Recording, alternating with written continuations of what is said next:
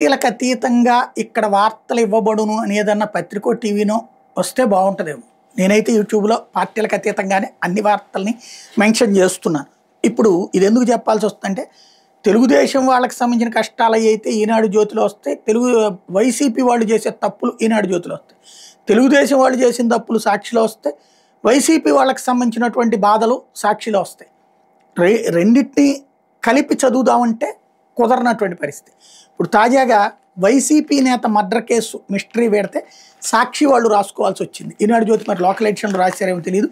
కర్నూలు జిల్లా ఓరకల్ మండలం మీదివేముల గ్రామానికి చెందిన మాజీ ఎంపీటీసీ బోయ రమేష్ నాయుడు 48 ఏళ్ళు హత్య కేసు మిస్టరీ వీడింది. రాజకీయంగా అడ్డు వస్తున్న కారణంతో అదే గ్రామానికి చెందినటువంటి టీడీపీ వర్గీయుడు మేడం రామాంజనేయులు తన బంధువులతో కలిసి అఘాయిత్యానికి పాల్పడినట్టు పోలీసులు విచారణలో తేల్చారు. ఈ నెల 5 రాత్రి నన్నూరు గ్రామం నుంచి మీదివేముల గ్రామానికి ద్విచక్ర వాహనం మీద వెళ్తున్న రమేష్ నాయుడిని ప్రత్యర్థులు అడ్డుకుని బీరు సీసాలతో కొట్టారు. ఆ తర్వాత పక్కనున్న పొలంలో పడేసి బండరాళ్లతో తలపై కొట్టి హత్య చేశారు. రమేష్ నాయుడు భార్య లక్ష్మీదేవి ఇచ్చిన ఫిర్యాదు మేరకు ఓరకల్లు పోలీసులు 6 మీద కేసు నమోదు చేశారు. ఓరకల్లు ఎస్ఐ సునీల్ కుమార్ తన సిబ్బందితో సాంకేతిక పరిజ్ఞానం సీసీ కెమెరాల ఆధారంగా విచారణ చేసిన నిందితులు మీదివేముల గ్రామ శివారులోని కొత్త మిద్దె బావి వద్ద ఉన్నట్టు గుర్తించి మేడం రామాంజనేయులు, మేడం తిరుపాలు, మేడం శ్రీనివాసులు అలియాస్ శ్రీను, మేడం రామకృష్ణ అలియాస్ ఎర్రోడులను అరెస్ట్ చేసి కర్నూలు ఇన్ఛార్జ్ డీఎస్పీ శ్రీనివాసాచార్య ఎదుట హాజరుపరిచారు.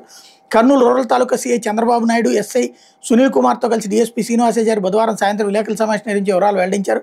నిందితుల వద్ద నుంచి ఒక బైకు, 2 సెల్ ఫోన్లు స్వాధీనం చేసుకున్న రమేష్ నాయుడు రాజకీయంగా అడ్డు రావడమే కాకుండా మేడం రామాంజనేయులు బంధువులు సాగు చేసుకున్న ప్రభుత్వ భూములు ఏపీఐఏసీ వాళ్ళు తీసుకోగా అందుకు డబ్బులు రాకుండా అడ్డుపడుతున్నాడన్న కోపంతో మేడం రామాంజనేయులు సొంత చిన్నాన్నలు మేడం తిరుపాలు, మేడం శ్రీనివాసులు, అతని చిన్న కొడుకు మేడం రామకృష్ణతో కలిసి ఒంటరిగా వెళ్తున్న రమేష్ నాయుడిని అడ్డుకుని బీరు సీసాలతో ముఖంపై కొట్టి తర్వాత పొలం గట్టునున్న బండరాలతో మోదీ హత్య చేసినట్టు నిందితులు అంగీకరించారని డీఎస్పీ చెప్పారు. మేడం రామాంజనేయులు 2015లో కూడా రమేష్ నాయుడు మీద దాడి చేసినట్టు పోలీసులు విచారణ వెలుగు చూసింది.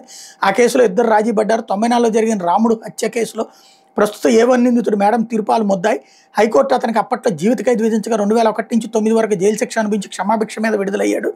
ప్రస్తుత హత్య కేసులో మరో 2 నిందితులు పరారీలో ఉన్నారని వారి పాత్ర గురించి లోతుగా విచారించి చట్టపరమైన చర్యలు తీసుకుంటామని డీఎస్పీ వెల్లడించారు. త్వరితగతిన కేసును దర్యాప్తు చేసి నిందితులను అరెస్ట్ చేసినందుకు సిఐ ఎస్ఐతో పాటు సిబ్బంది ప్రతాప్ కుమార్, సుబ్బారాయుడు, కిరణ్, సమీర్, రవీంద్ర సింగ్ని డీఎస్పీ శ్రీనివాసాచారి అభినందించారు. ఇందులో మరి రాజకీయ ఎదుగుదల ఓర్వలేక హత్య అన్నటువంటిది రాసుకొచ్చారు. అవతల తెలుగుదేశం కాదు, ఇద్దరు వైసీపీ వాళ్ళే అన్నట్టు అవుతుంది కదా ఇక్కడ. నెంబర్ 1. రెండోది వచ్చేటప్పటికి 2009లో జైలు శిక్ష అనుభవించి క్షమాభిక్ష మీద విడుదలయ్యాడు. ఇందులో నిందితుడు 2009లో ఉన్నటువంటి ప్రభుత్వం కాంగ్రెస్ ప్రభుత్వమే.